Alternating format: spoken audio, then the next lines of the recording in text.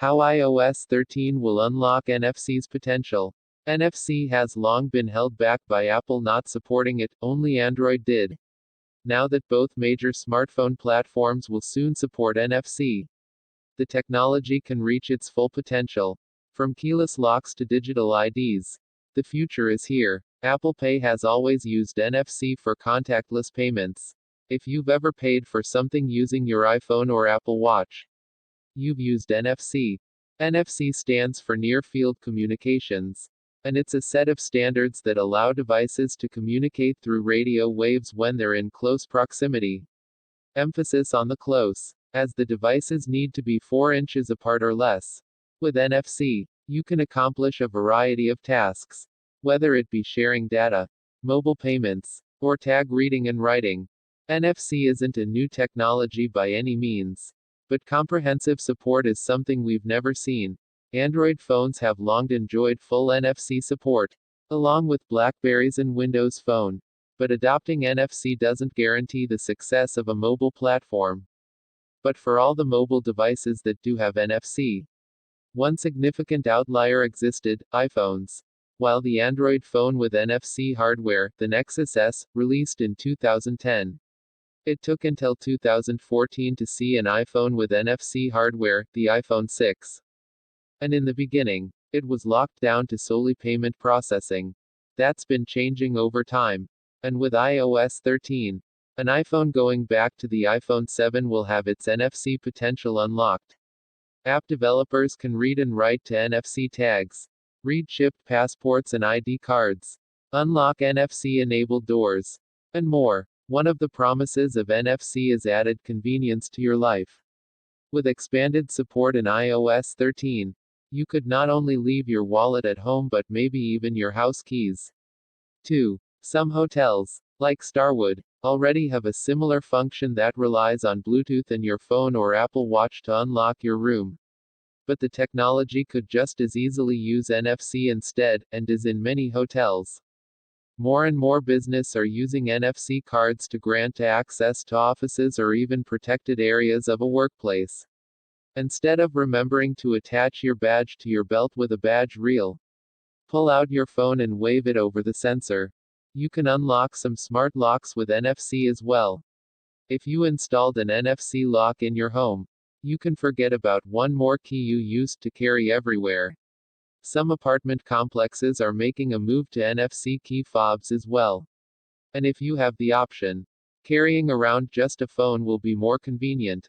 With iOS 13, iPhones will be able to scan NFC chipped IDs and store their details. With appropriate apps, you could then save a digital copy of your ID on your iPhone and pull it up when needed. If you've ever used the Wallet app on iPhone, you'll know why this is powerful and something to get excited over. Currently, you can digitize credit cards, debit cards, and even some rewards cards and store them in the Wallet app. But you still needed to carry your wallet or purse anyways, because you needed your ID. At that point, why not bring the physical cards and use them too?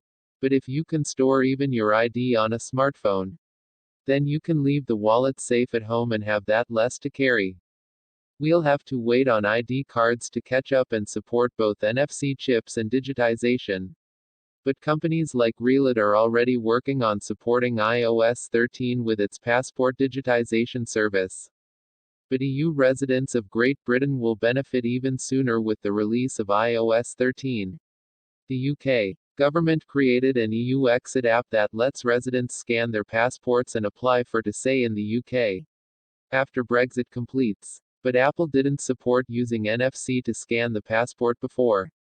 The only option was to Android, even if that meant borrowing a friend's, as the UK suggested. Now, Apple will support the feature, and an iOS EU exit app is in the works. Right now, if you want to rent a scooter or bike from Lime or Bird, you first have to download an associated app. That's not always feasible if you have low data caps, or the app exceeds the cellular download limit.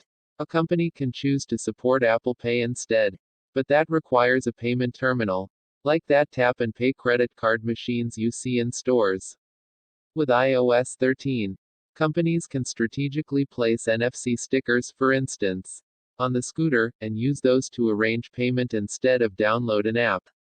The process should be faster overall since you won't need to set up an account or wait for an app install. The change should benefit companies too, as the ability to forego an app download will likely spur impulse buys. The more barriers a company can remove, the more likely you'll give a new service a try, even if just once. Transport stations have been slowly switching to contactless methods for payment and check-in. Combined with Apple Pay, you can easily pay for your rides ahead of time and scan through any check areas as needed. You can already do this in New York, Portland, Japan, Beijing, and Shanghai. Combined with the upcoming digital ID and door unlock capabilities above, you could leave home, get on the subway, and unlock your office without the need for a wallet or keys. If the subway is too busy, catching a cab or renting a scooter with just an app, or soon the NFC tags above, is getting easier every day. Siri shortcuts let you automate sequences of actions, like dimming the screen and setting Do Not Disturb, or texting 3 friends you are home after a long trip. While convenient, you either have to speak to your iPhone or triggering it from an app. In iOS 13, you can create shortcuts that trigger when you tap your phone to an NFC tag. Imagine for a moment you had 2 tags in your car. You could set one tag to open your preferred Maps app, so you don't have to hunt for it in your folders. The other tag could also open the Maps app and insert your home address. While these ideas sound minor, they're convenient, especially if you're exhausted after a long day of travel. You could also stick an NFC tag to your laptop that triggers your iPhone to turn on hotspot when tapped, thus skipping the hassle of digging through to the hotspot settings. These scenarios aren't just theory, we've used NFC tags in Android phone to accomplish the same goals. NFCs use in many scenarios that Apple hasn't yet explicitly promised to support. But could. Hotels and businesses have long used NFC chips and key fobs to grant access to rooms or office. Instead out another card or fob. They could add a digital copy to your smartphone, giving one less item to worry about forgetting on the way out the door. Instead of pressing your card or fob to a reader, you would pull out your phone and scan that.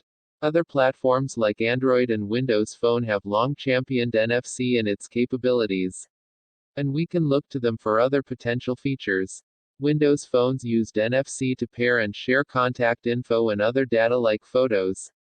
Rather than go through a complicated process of connecting via Bluetooth across 2 phones, you selected a photo or photos and then chose to send via NFC. Once you tapped the phones together, they paired and took care of the rest. Android has similar sharing capabilities called Android Beam that used NFC. That same capability extends to business cards. Instead of carrying around dozens of business cards, you could create a digital card with your contact info and share it via NFC. It's a dual-sided benefit. Not only do you have less to carry and buy, but you'll know your contact details went into somebody's phone and not the trash. Likewise, you can store tickets for events on your phone and use them via NFC. The venue would just need an NFC reader.